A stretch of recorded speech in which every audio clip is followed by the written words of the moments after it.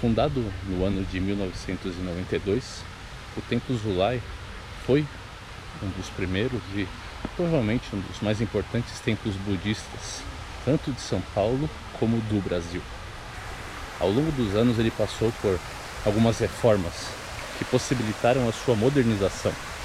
No ano de 2003, um novo prédio foi construído e aqui dentro é possível você realizar cursos, retiros ou uma visita.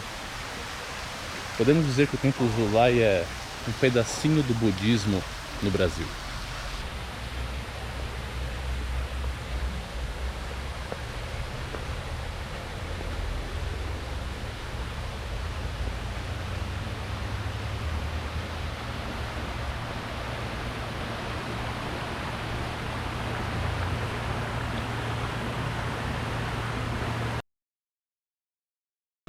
Mas o que é o budismo? O budismo é uma filosofia, é uma religião, uma prática, um estilo de vida que surgiu mais ou menos onde hoje é o norte da Índia e sul do Nepal. O budismo, como a gente conhece, como é aqui representado, ele surge com a figura de um príncipe, Siddhartha Gautama. Siddhartha Gautama foi filho do rei Suddhodana e da rainha Maya. Ambos eram líderes e autoridades máximas do clã dos Sákyas. Os Sákyas eram um grupo político que comandava uma região atual norte da Índia.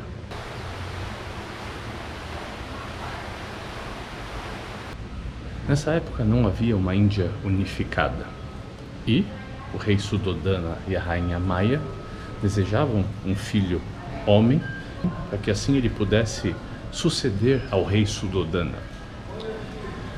Quando a rainha Maya deu à luz ao príncipe Siddhartha na cidade de Lumbini, sul do Nepal, hoje em dia, com medo de que esse filho não chegasse à idade adulta e não assumisse o trono, o rei Suddhodana apreendeu o príncipe Siddhartha dentro do palácio. Dentro desse palácio, o príncipe tinha acesso a todos os prazeres e as necessidades que ele pudesse desejar.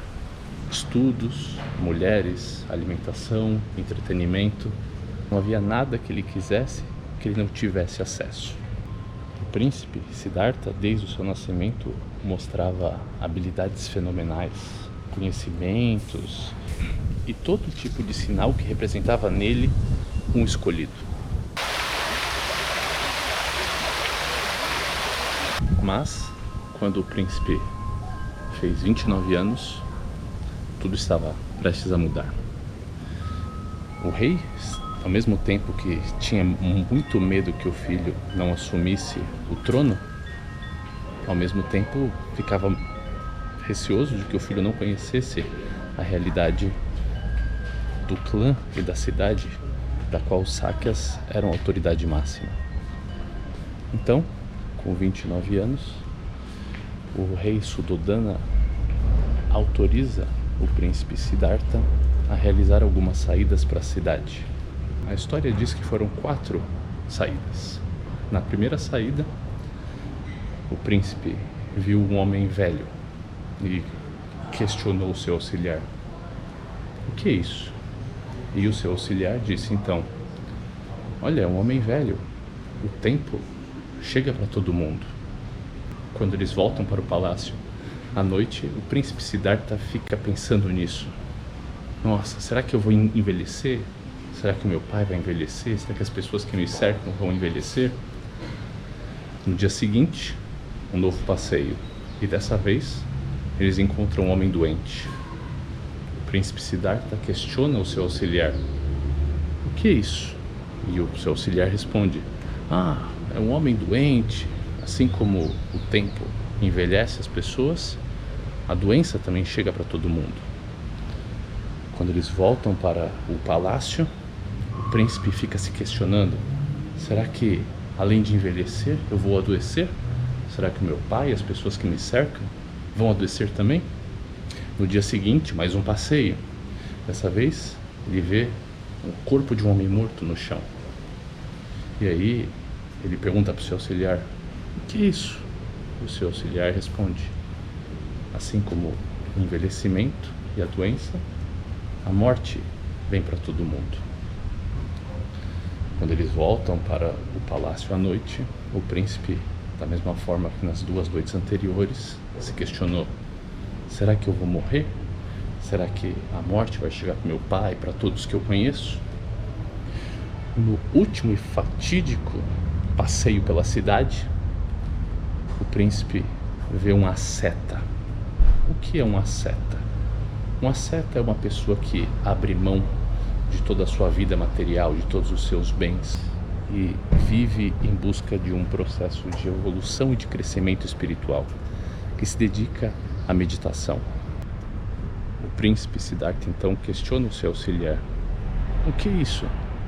E o seu auxiliar responde: é um asceta, é um homem que abriu mão de tudo que é material em prol do espiritual. Os ascetas normalmente viviam com um hobby laranja, uma vestimenta laranja e uma tigela. Apenas isso. Eles só poderiam se alimentar do que fosse oferecido a eles. Eles não poderiam ter mais nada de material, de acumulação. O que importava era unicamente a espiritualidade. E aí, o príncipe, com todos os seus privilégios, cego pelos prazeres, aparentemente viveu um momento de iluminação, vendo aquele homem que abriu mão de tudo que ele tinha material para viver e buscar unicamente evolução espiritual.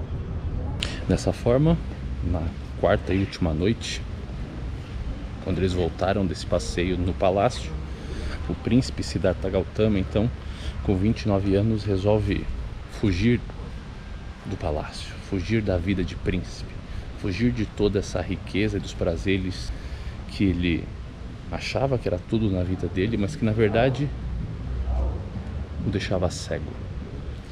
É interessante observar que ao longo da vida do príncipe Siddhartha, que é o Buda que nós conhecemos, existem várias metáforas, vários simbolismos que nos ajudam a entender qual a mensagem por trás do budismo.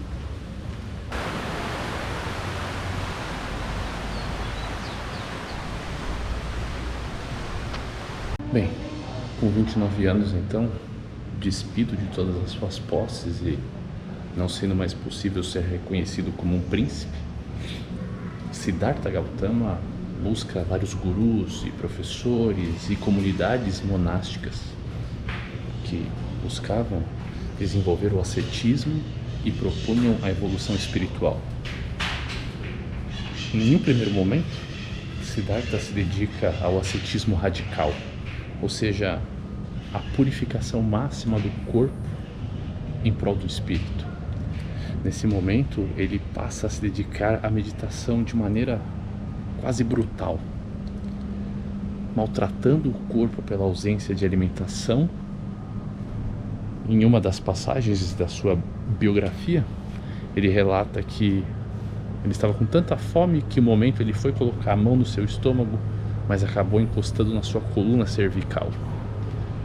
Já em uma situação de quase morte, ele percebe que não são nos extremos que você encontra a salvação espiritual. E aí ele desenvolve uma ideia que é conhecida como o caminho do meio.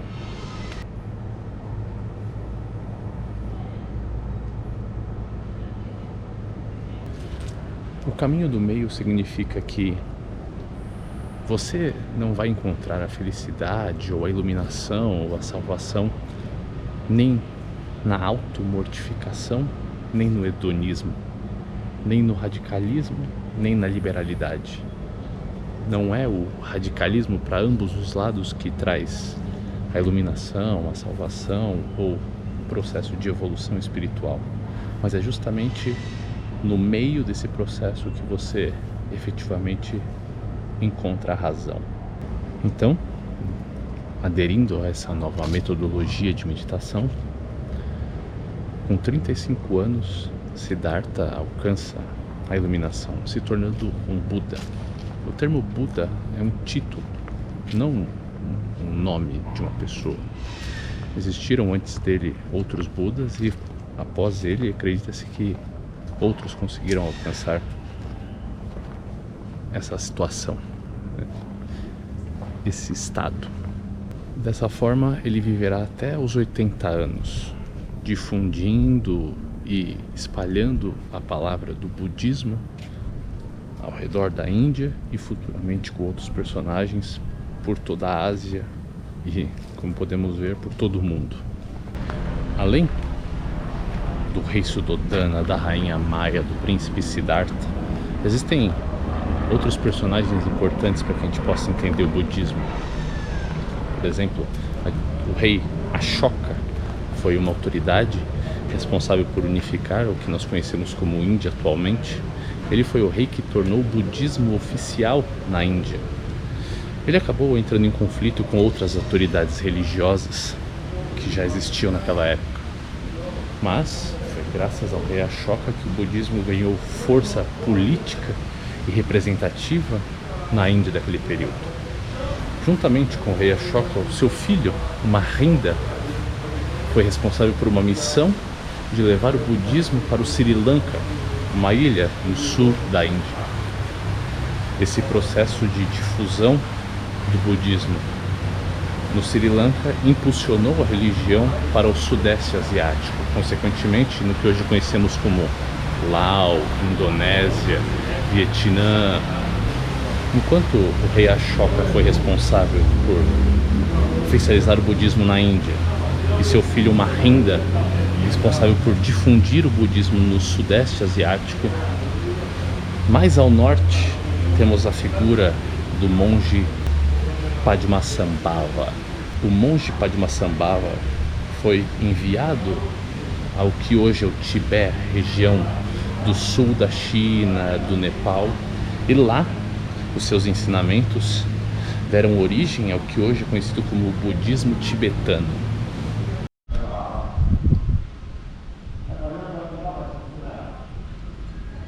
Além desses movimentos históricos, após a morte do príncipe Siddhartha, os seus ensinamentos continuaram sendo transmitidos principalmente de forma oral.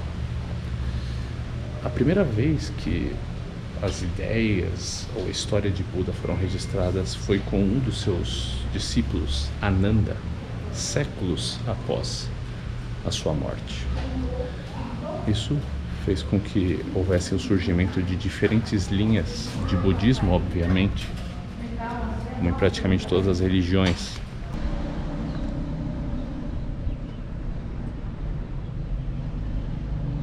Quais são essas filosofias essenciais do budismo?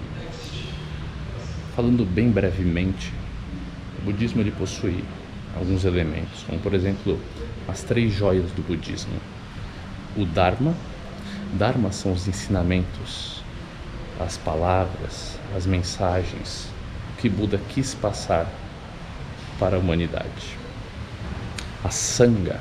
Sangha é a comunidade, a sociedade a qual os monges pertencem e que é ali dentro que ele irá desenvolver ou evoluir espiritualmente. E, por último, Buda, que é o que representa a iluminação, a evolução. É importante ressaltar que no budismo não existem deuses, mas exemplos a serem seguidos. Quando você olha fotos na internet, é muito comum encontrarmos pessoas ajoelhadas e se curvando diante de figuras de Budas.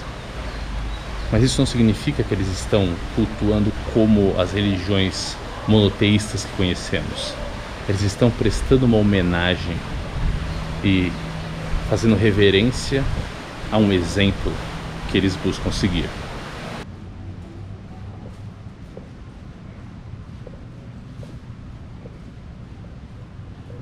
Então, assim como Buda ao longo da sua vida passou por vários momentos, vários aprendizados,